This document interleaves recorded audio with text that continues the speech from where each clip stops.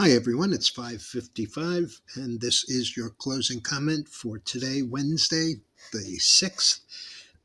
And it is video number 2100. Okay, so we had a moderate gain going into the open based on um, the pre-open futures.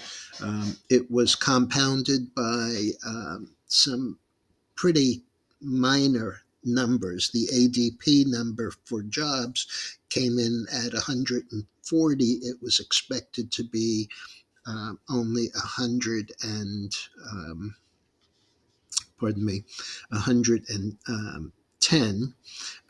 And last month's 107 was revised up to 111. So pretty decent. Mortgage apps were, as usual, not a market mover. They were actually up 9.7 versus down 5.6 last night. What was interesting here was Powell in front of the Congress seeming a bit um, mixed. He seemed very, very dovish, but some of his information really put in question when they actually will raise prices. So after yesterday's debacle down 400 in the Dow, it was up 75.86. That is not a great comeback. The NASDAQ, which was down 270 yesterday, was up 91. That's roughly a third of the gain back versus 20% in the Dow. However, the S&P, which was down 52, was up exactly half, 2611. The Russell, which was down 20 yesterday, was up 13 today. So pretty good showing, and really nothing from the transports, up 47.28, and yesterday it was down 163. Volume was moderate, 5.5 million versus 6.7, I believe, yesterday. 6.3 yesterday, I'm sorry. So we're calming down a little. I was actually fairly surprised to see only this much, because up until now, all of these short, sharp declines have been a one-day affair. Okay, the chart on the screen is gold. And you can't say much about this except new all-time high, new all-time high close, which is from yesterday is another higher high, higher low.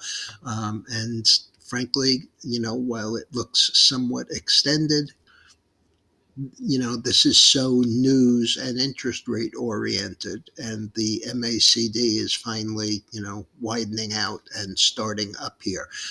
Wouldn't surprise me to see 2250 on it, which is, uh, about 100 or $92 more than we were today. Oil bounced back 79.13. That was up 98 cents. Nat gas was down 3 cents, but after the run that it's had, I have no complaint about that.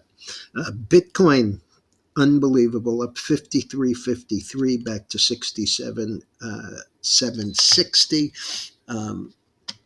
Let me pull up that one on the daily so you can see, after yesterday, what really looked very much like a one-day reversal or a key reversal from a new all-time high to down on the day. Um, it was an inside day. There's not much I can take from that, although, it was really impressive. It was never even unchanged. In fact, I think that while I was watching it last night, actually, while I was doing this report, I don't think it was even from 4 o'clock on. I don't think that it was ever anything but up on the day. The dollar was down 43 cents and bonds were up 3/4 of a point. We had some earnings today. We had some really interesting stuff going on. we had Foot Locker, which swung to a loss, and it had closed 34.31. The high for the day was 30.44, so it was down $4 at the best. The low was 23.11, so 34 to 23. That's a pretty big chunk, 30%. Um, and the close on it was 24.24. That was down $10.07 or 30%. We had Palantir with a new contract with the Army. It had closed 23.81.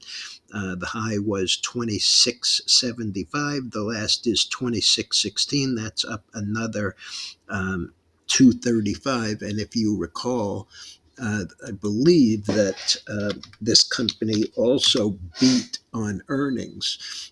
So since last month, when it was 16 and a half, 17, 2605 is a pretty decent move.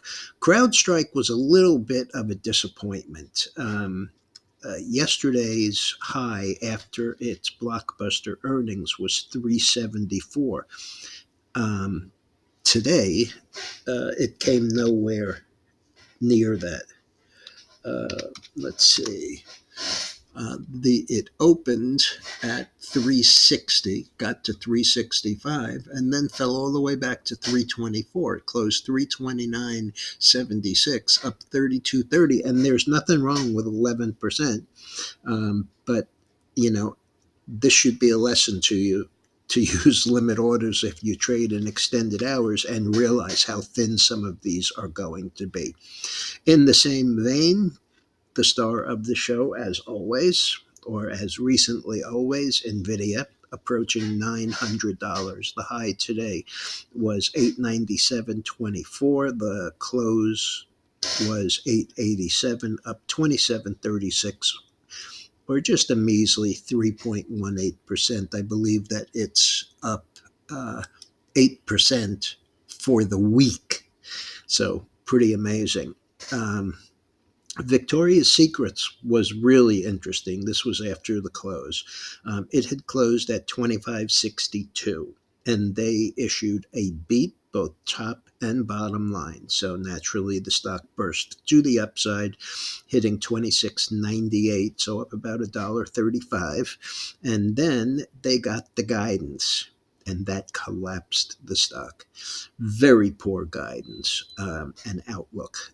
1868. So 2698 to 1868. The last is 1902, and that is down $7.65, or roughly 29%. Brown Forman, the distillery, you would think in this kind of an atmosphere, more people would be drinking, but there was a miss on revenues, a beat on earnings. It closed 61.10. Got down to 54.96. Last is 56.68, down 442, or 7.33%. And that's about it. Tomorrow is Thursday, so it's a relatively light day for news. And what we have tomorrow is claims, as always, initial and continuing. January trade balance, which you know is going to be a huge negative number. It was the consensus is 63.3. The previous was 62.2. We also have productivity and unit labor costs, so that ought to be possibly market moving. That's at 8:30. At 10:30, nat gas inventories, and one that I watch like a hawk at 3 o'clock. January consumer credit. Um, the consensus is 10 billion. The prior was 1.6, and this is really telling because if you listened to the comments from some of the CEOs in their interviews or conference calls, they're getting some pushback. They're getting some pushback on price. They're getting some pushback on spending. And, this is something I've been talking about now for literally months. The consumer is seriously in debt, massive debt. I believe that the last number on total consumer credit was there's about $1 trillion or $1.2 trillion in credit card debt currently. So, you know, we'll see what it looks like tomorrow. Have a good evening, and I'll be back in the morning with those numbers.